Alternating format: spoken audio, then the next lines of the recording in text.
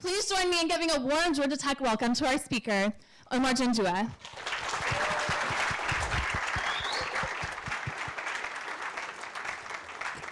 Thank you. Thank you. I appreciate the Alumni Students Association and Dean Salbu for inviting me here. Actually, this presentation is a result of a meeting that I had with Dean Salbu about 6 months ago in Oklahoma City, when he came to visit me and asked that I come and speak to this class, and I was honored to do that. So today I'm going to talk about three things: a little bit about myself and how I got here. Second, talk about our strategic framework at Sonic, and then share a few leadership lessons that I've learned along the 30 plus years I've been in corporate America. So my hope is that in the next hour, if you can get one or two nuggets of wisdom from my talk today, and I'll be happy to answer any questions at the end, that we would have accomplished our mission. So that's the plan today.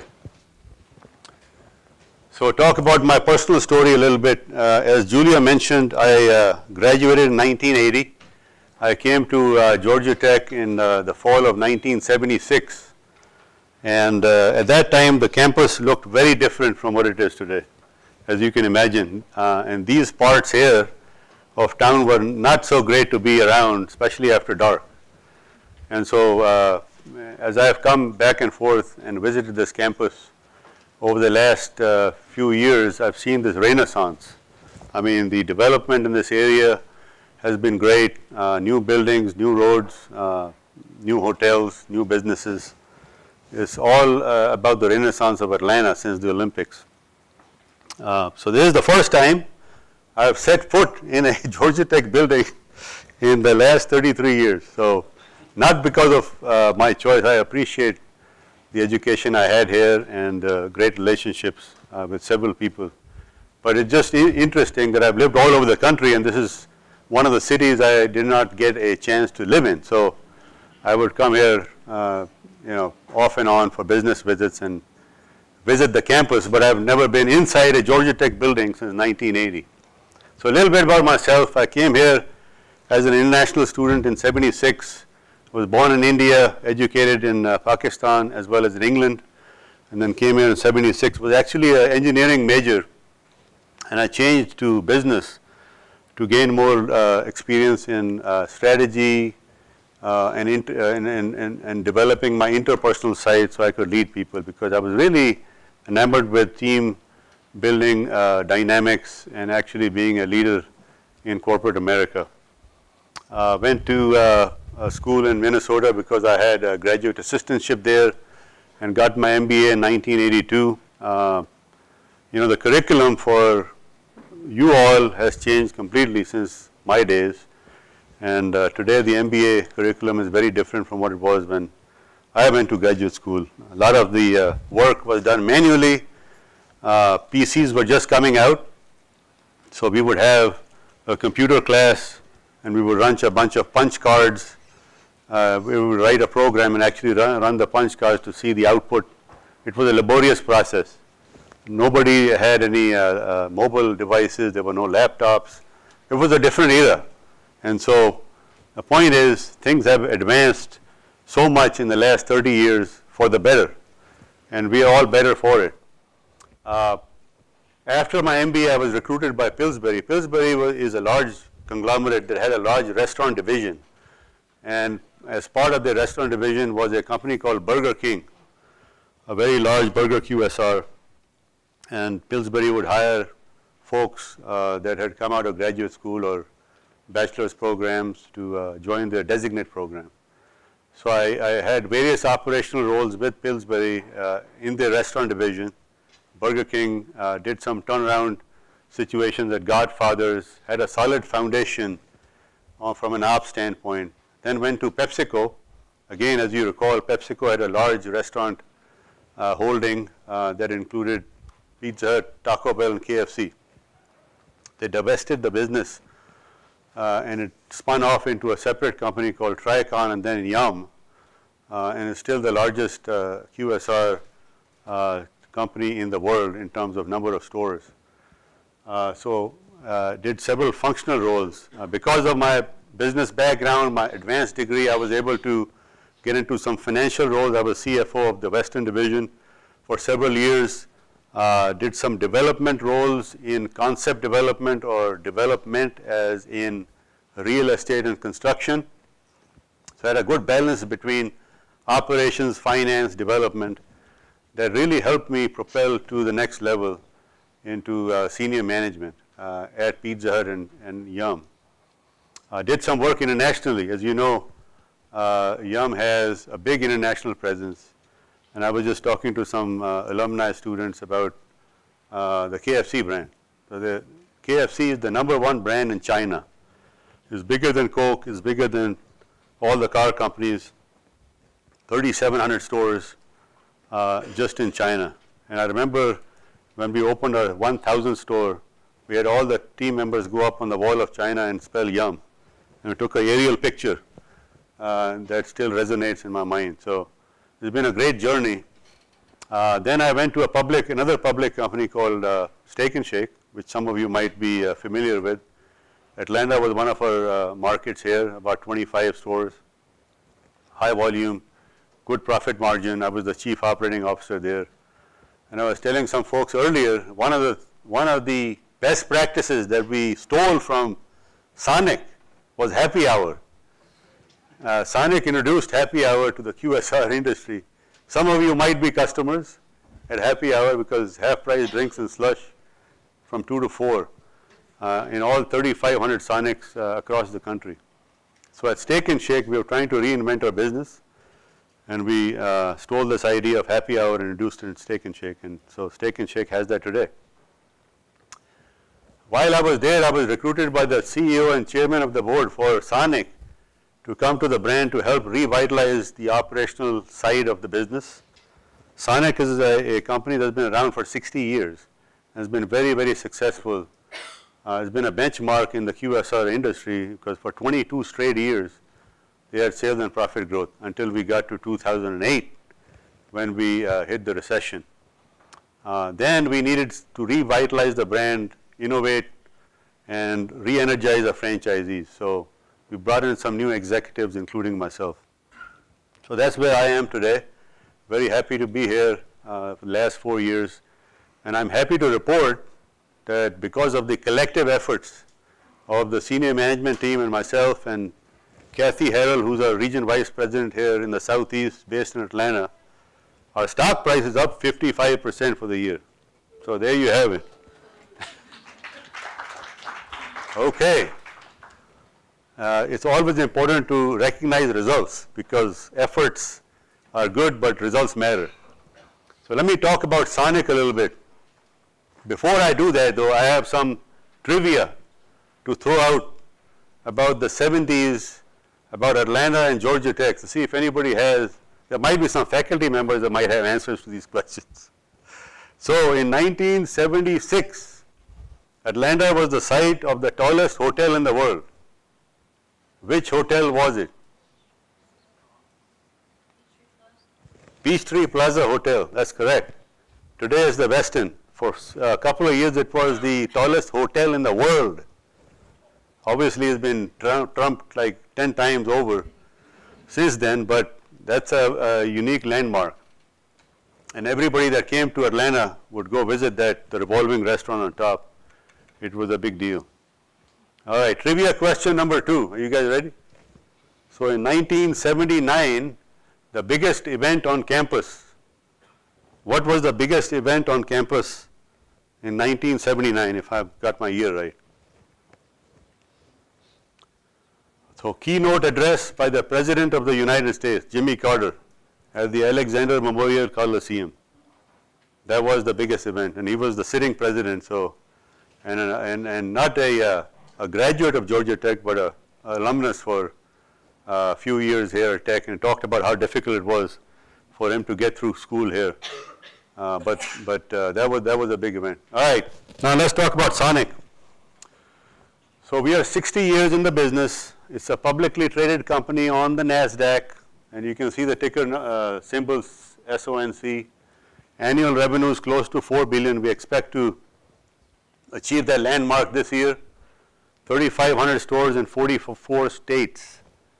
Now that's good and bad, and good and opportunistic in that we have more development territory to go to in the US, and then internationally we have no presence currently. So a lot of trajectory and runway in front of us.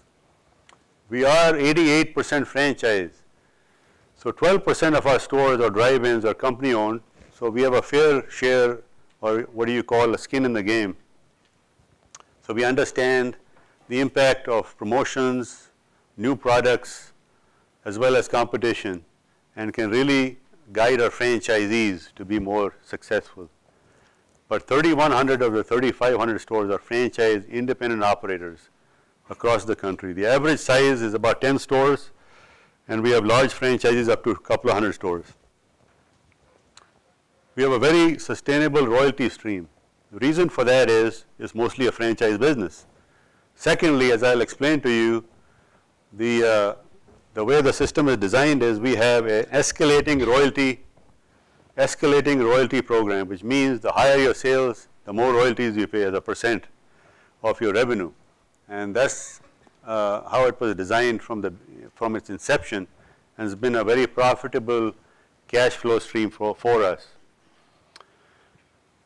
We reinvest in the business significantly in terms of technology, new points of distribution. We are getting ready to launch our new POS system, which will help us gain some margin improvement as well as drive growth for our franchisees. And as I mentioned earlier, we have significant long-term opportunities in terms of new states and overseas growth. One of the fundamental things that we espouse are core values and beliefs, and every company has a culture, right? So when you graduate from Georgia Tech and choose a company, one of the things you should look at is what defines the culture and the core values of that company, because that then will define how well you fit in with the culture and whether you like to, move up with the company or not. Some of the things that are listed here are very basic and fundamental, but one of the things that drives us is respect for everybody that's touched by the brand. That includes our franchisees, that includes our suppliers, that includes our distributors. So we are very cognizant of that and make every effort to ensure that we are getting feedback and communicating with these folks very regularly. Entrepreneurial spirit and the power of the individual. So Sonic, 150 of the 300 or so franchisees that we have are 1 and 2 unit operators. And it's interesting, our founder Troy Smith, who started the company in the 50s, early 50s, started with 1 store. And he sold 1 store at a time to individuals that wanted to make it a family business. And literally a husband and wife and the kids all worked the store and lived nearby and made it a business. So the entire family worked the store, kind of like some of the other big chains have started. So even today, our franchisees encourage families to operate the stores as opposed to corporations. And so the fundamental premise behind that was, if you have the entire family running the business, they will do what's right for the business because their entire net worth is tied up into the business.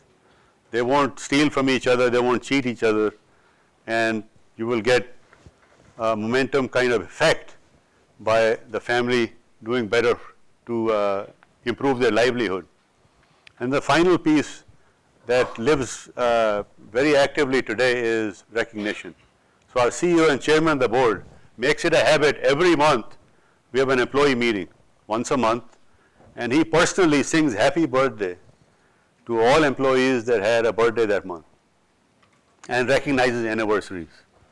That is something he has done for 30 years, and he personally leads that meeting every month. So that's one example of recognition and the spirit that we have in the company, and this is what has made us successful. We are a very differentiated concept than QSR. So if you think about our competitors, the McDonald's, the Burger Kings, the Wendy's, the new folks coming up, the smash burgers, the Five Guys. Essentially, what you're selling is the menu, because at the end of the day, it's a transaction. You're doing a cash transaction. They give you the food and you go on your merry way. Sonic is all about the experience. And I'm sure, how many people here have been to a Sonic at some point? Raise your hand. So most of the folks. That's good. So hopefully you had a good experience. You should have a skating car hop, come out to your car, interact with you at the car. We take your order when you are ready, not when we are ready. You can come as you are, right? If you don't want to change clothes, you can just drive up. You can sit there, read a book, and then feel like pressing the red button, and we'll bring your food out to you. So it's more of an interaction than a transaction. So our basic premise is we have high quality food, but the experience and the personalized service that we offer adds to the value equation. So the drive-in stall provides an experience that's superior to traditional drive-thrus. Now, in our new markets and developing markets such as Atlanta, we do have drive-thrus, because we do recognize that drive-thru offers a convenience, and sometimes people are in it for that. They want a quick, fast experience. They don't want to sit in their car. Maybe it's too hot. Maybe they're frequenting us for breakfast, etc. So we are building drive-thrus in our stores. Very diverse menu. I'll show you in a minute. 40% or 60% of our product mix is non-sandwich items. Very diverse from other QSRs. And then we make it to order and deliver the car hop experience. This is what a typical Sonic looks like. This is one picture without a drive-thru. You got stalls on both sides. We have probably 1,800 of these. The other 1,800 have drive-thrus, so we still have about half of our chain that does not offer drive-thru. Again, the premise behind that was, kind of nostalgic, going back to the 50s, 60s, where people had more time to sit and enjoy a meal with their family and friends. We have patio service on the patio, and it's a more relaxed atmosphere, especially in the evening with half-price ice cream. So talking about the menu, take a look at this. So almost 60% are non-sandwich items. And I would point to this area right here, 39% are frozen and fountain. So these are ice cream and fountain beverages.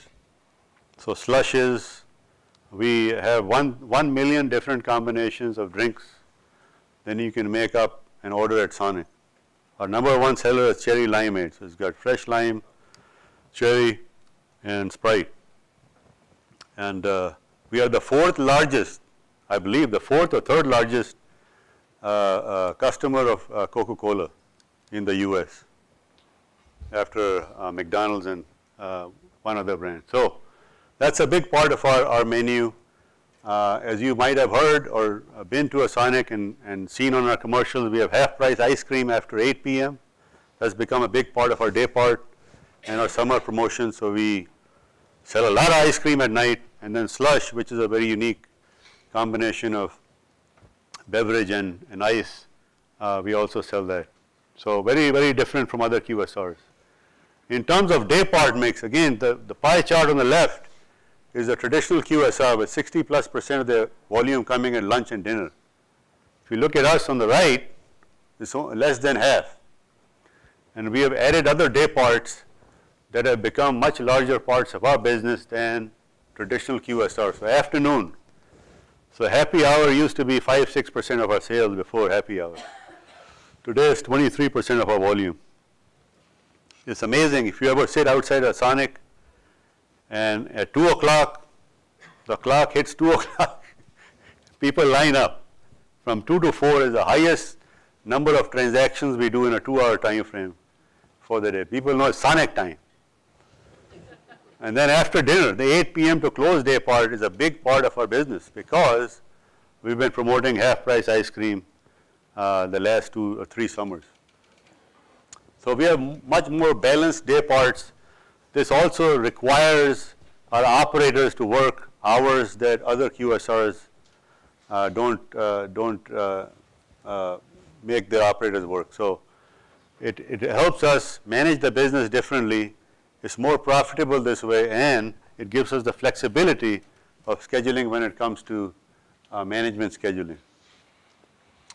So when I came to Sonic, the one thing that really defines competitiveness in this business, and I'm talking about service industry, not only QSR, but take airlines, for example, take hotels, take retail.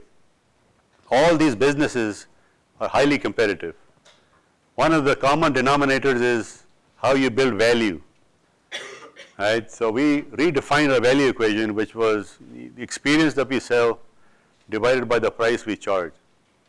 And that essentially has to be maximized to really enable the customer to come back to us more frequently. And that's, at the end of the day, that's our end game. So really maximizing the value equation is a big part of the DNA of the service industry. Everybody is trying to do that. So if you think about this equation, if your experience is lackluster and your prices are high, then your value equation will diminish. Your customers are not going to frequent you and the business will die.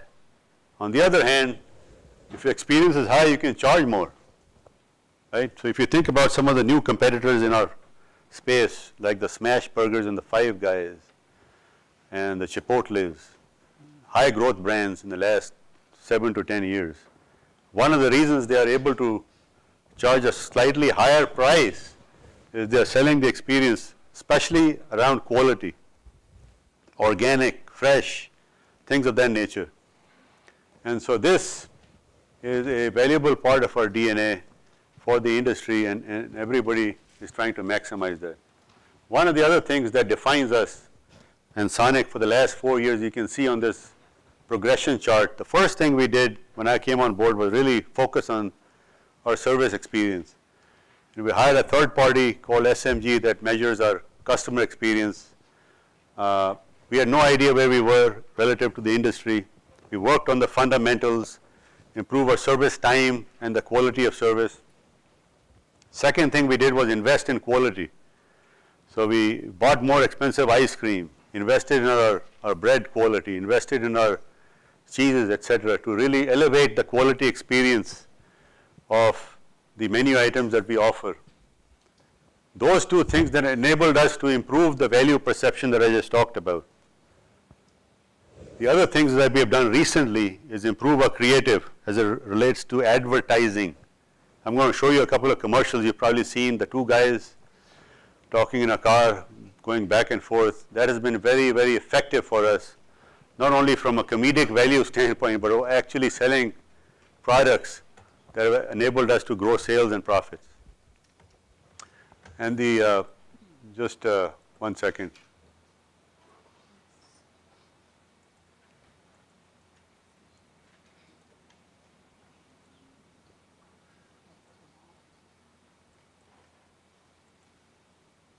Okay, here we go. Egg white breakfast burrito is unreal. So great. The steak, jalapenos. Oh, they totally inspired me to live better. Yeah.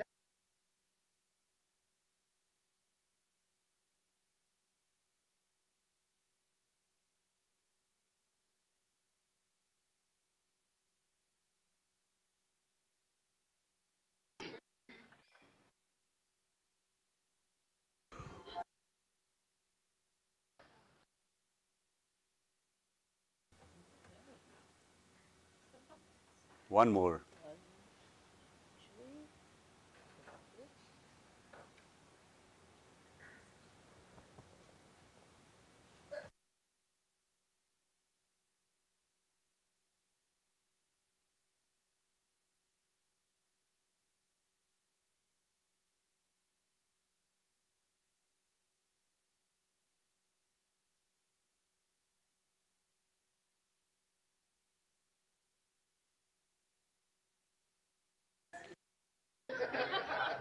Burgers on August 15th, National Back.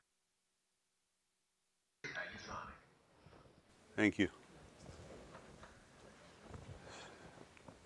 So as I said, the two guys have really been successful in driving sales for us and offering some comedic value as well.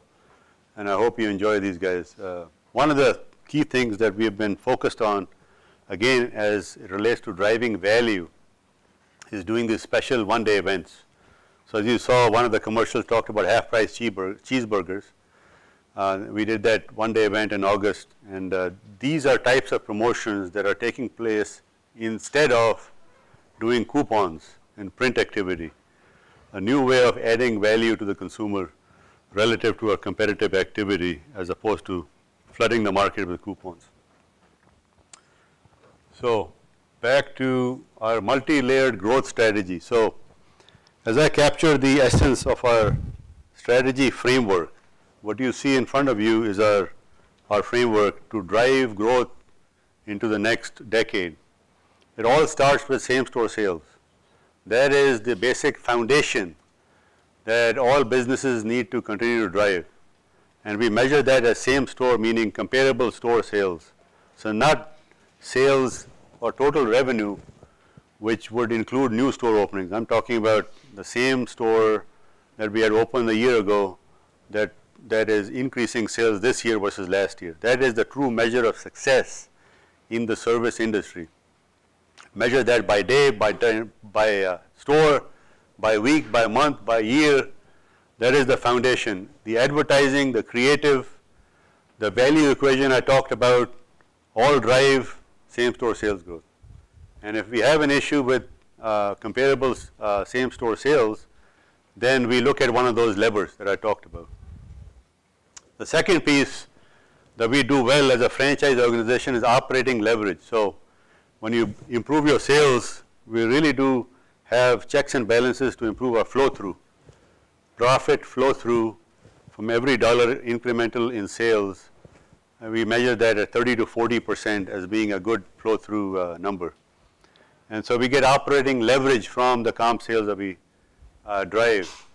That then gives us an opportunity to add new points of distribution or new stores or new drive-ins. At one point in our history, we were growing 2 to 3% unit growth per year. We're not there yet, but our plan is to get back there very soon. If our newer markets are doing well, then we can recruit new franchisees that want to come into the brand and build new stores. Atlanta, for example, has in this DMA about 100-mile radius of the center is about 50 stores. Very under-penetrated from a growth market in our estimation. Many more growth opportunities here given the size of the metro area and the population. But these two things help us drive the development, and that's what our focus is. The ascending royalty rate is interesting because as our franchisees grow sales and the system continues to grow, we get a higher share of that in terms of royalty income. And since 88% of our units are franchise, it's a very stable cash flow stream for our P&L. And then finally, we are optimizing the use of free cash flow. So to this date, we have financed all our new store openings, our investment in technology through use of free cash flow, not debt financing. And we are very proud of that. So the couple of things that we have done recently with our cash flow stream is one, pay down our debt, two is buy back stock. And both those have helped us drive EPS and share price. And as a result of that, we are up, as I said, 55% on stock price last 12 months. So this is our operating leverage framework, and we expect to continue driving each of these levers to grow into the next decade. Okay, before I go into our leadership lessons, let me throw out another trivia from the 70s. This is about Georgia Tech football. So I knew this was going to be a good week because Georgia Tech won and Georgia lost, right? Now, I know Georgia Tech won, but it was like a rout. And when I was going to Tech, Elon College only used to play lacrosse. So I don't know whether it was a lacrosse team that showed up to play football or what, but they got blown up. Anyway, so here's the trivia. What was the biggest win of the Tech football team in the mid-70s? Anything come to mind? Bingo. So in 1976, without throwing a pass. So in 76, November of 76, we had a freshman quarterback. His name was Gary Lanier. He was the starter, playing Notre Dame at Grant Field. Notre Dame quarterback was Joe Montana. Right? The odds were against us. And I think they sacked Gary Lanier on the first play or something like that. And they decided not to throw a pass for the entire game and used to run the wishbone offense at that time. And they beat Notre Dame by, I think, 10 points or 12 points. Huge victory. Big celebration. And Montana goes on to win the Heisman after that. Okay, some leadership lessons that I've learned along the last 30 years. So I wanted to give you some concrete examples of this. So I made some notes. Number one is simplify. Well, it sounds easy. What do I mean by this? I have met a lot of people through my travels and the different companies I work for that like to overcomplicate things because they want to appear as they are smarter than everybody else. And that's the worst thing that you can do when you get into corporate America. You know, your job as an engineer or a leader of people or a manager of assets is to take complex problems and simplify them. That's how you become successful. 1 + 1 does not equal 5. Most people can't figure that out. And so being able to take complex issues, find the common denominators, get to the root cause of the issue, and offer solutions is a big idea in corporate America. And they pay big bucks for that. So remember, simplifying complex things is a big idea. The next thing is keeping big rocks the big rocks. I don't know if anybody here has done that exercise. You know, they do that a lot in executive education, where they take a jar and a bunch of rocks and ask you to put rocks in the jar to see if you can fit them all in. The point of the exercise is, if you start putting all the small rocks in, you can't fit the big rocks in. Never works. And so at the end of the day, the moral of the story is, you got to have your priorities right. And prioritization of tasks and prioritization of activity is a big idea in driving results. Because lots of times there are a lot of small rocks or smaller priorities that try to take over, and you lose sight of what the end goal is. Because at the end of the day, results or activities are important, but results matter. One of the things we did at Sonic 2 years ago was to hire BCG, Boston Consulting Group, to help us redefine our key initiatives that would drive the framework I just showed you, the 5 levers. And they actually came in and, you know, BCG, McKinsey, Bain, big consulting companies only hire Ivy League, MBAs, very smart people. And they come into companies and look at the business from a holistic standpoint and tell you what you should already know.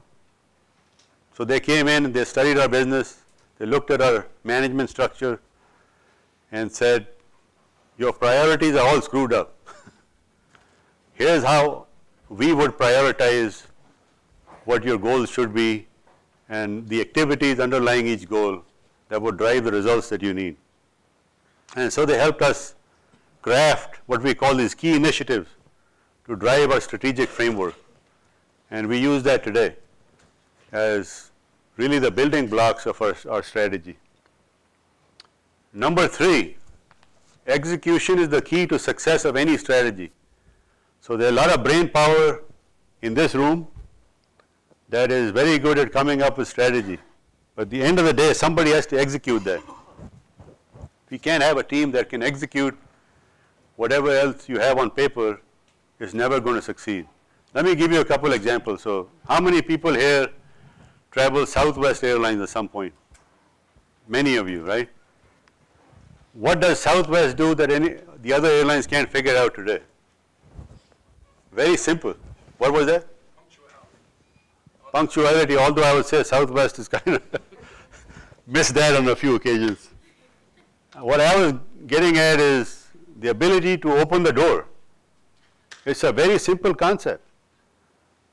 open the door. Southwest has a standard, 26 minutes from the time the plane gets to the jetway till the jetway is pulled and the plane leaves. The 26 minutes is for unloading, cleaning the plane, and loading. And if you ever travel Southwest, I mean, you don't have time to turn on your iPhone or BlackBerry and they're moving. Doors open, you're out. The other airlines, you're stuck in there for half an hour. A very simple concept that makes them turn planes in 26 minutes.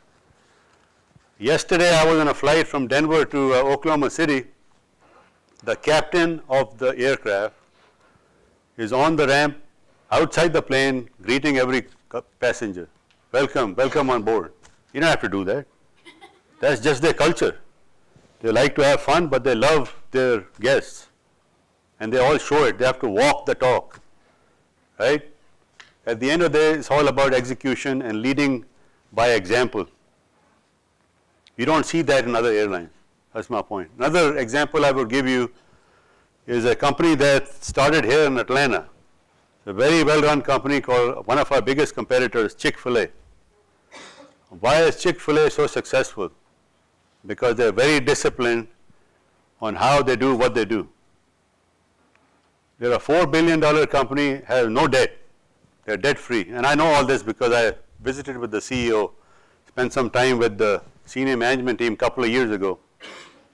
And their premise is keep things simple, let the big rocks be the big rocks, and focus on the consumer.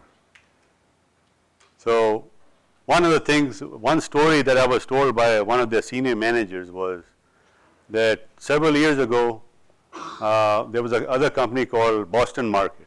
Anybody remember that? Boston Market started expanding. They were up to 1,000 stores. And so the senior team at Chick-fil-A was very concerned. And they had a meeting. So they brought all their strategy guys in and said, what should we do? What should we do? They're taking our market share. And so the CEO asked the rest of the team to go off and come back with a plan to present to him. Came back, said, we've got a plan to crush Boston Market.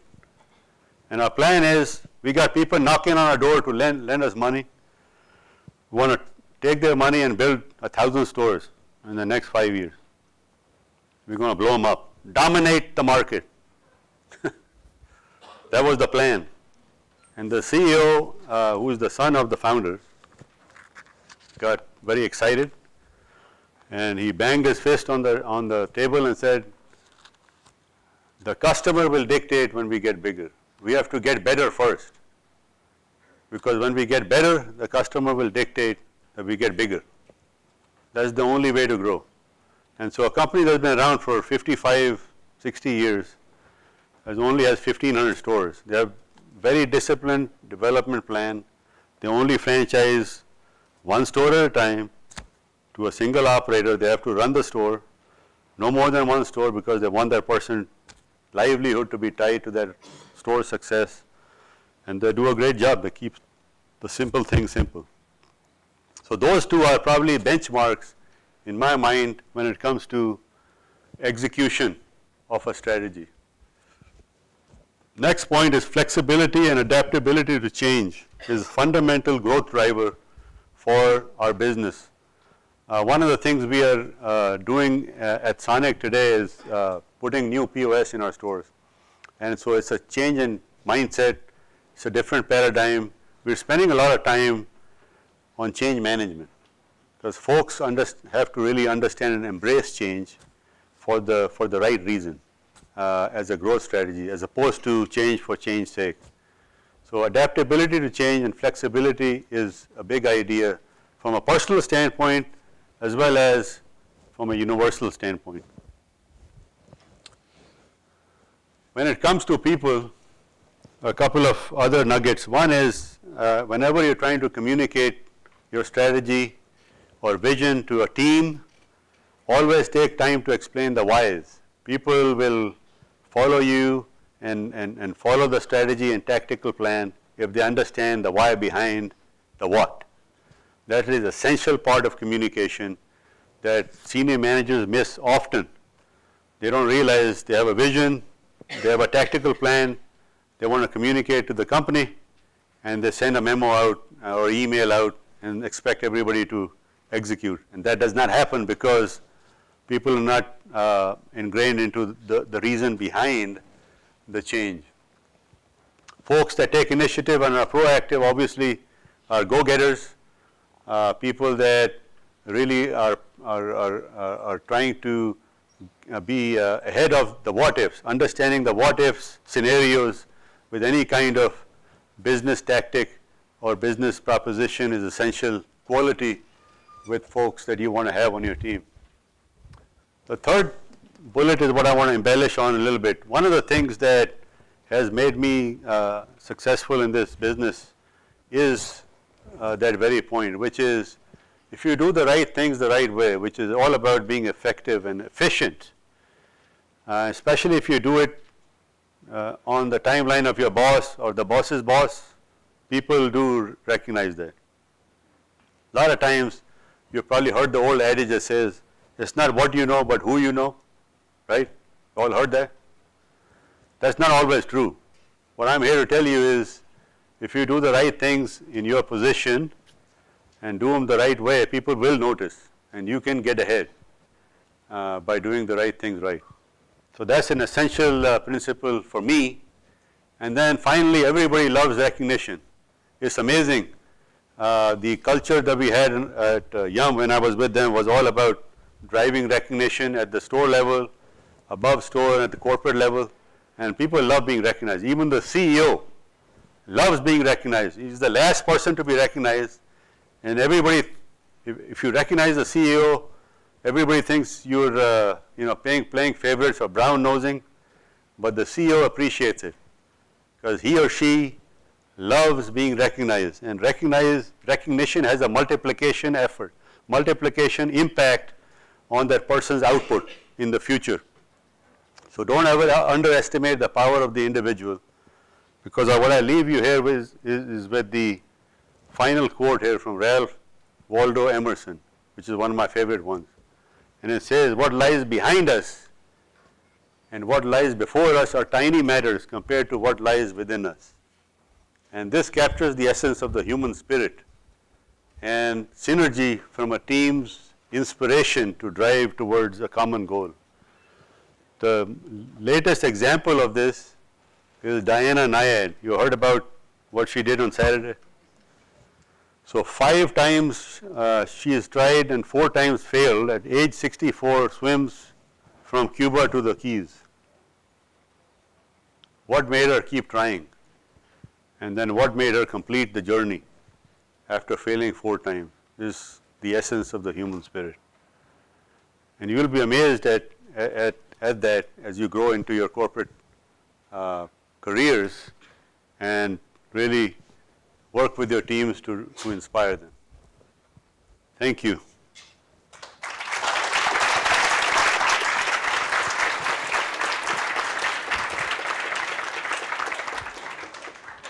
Questions?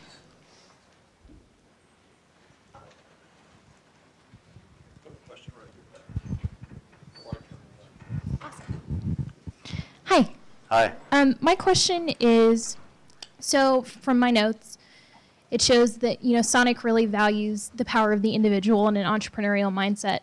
What kind of strategies do you use or does your team use to actually empower the owners of established franchises? So the owners have complete autonomy in terms of operating the stores. The only things we ask them to follow are a common menu and common operating standards. Beyond that, they set their own pricing. There is a guideline on hours of operation, but by and large, they have some flexibility there. They have the autonomy to develop where they want new stores, hire who they want, get involved in communities for social causes, etc. We really encourage that as well. I have a question, continue with the franchisees. This ascending royalty rate just sort of seems counterintuitive to me because it's actually a disincentive for the franchisees to generate higher revenues. The higher the revenue, the higher the royalty rate. And given the fact that Sonic seems to have a lot of price giveaways, like this 1/2 price happy hour, this 1/2 price ice cream, which must put tremendous margin pressure on your franchisors. How do they react to that change? I understand the benefits from Sonic's standpoint, yeah. but I'm trying to understand how as I mentioned to you earlier, our day that. part mix is quite different, so that gives them a little bit more leverage than most QSRs. In other words, if you have a more balanced day part mix, we have a higher amount of sales coming in the afternoon and late night, which they would not have had they not had the promotional activity behind it. Now, it is true that, you know, it might sound a little counterintuitive in terms of the different laddering impact of royalties with revenue, but the flow through of each incremental dollar in sale is very high.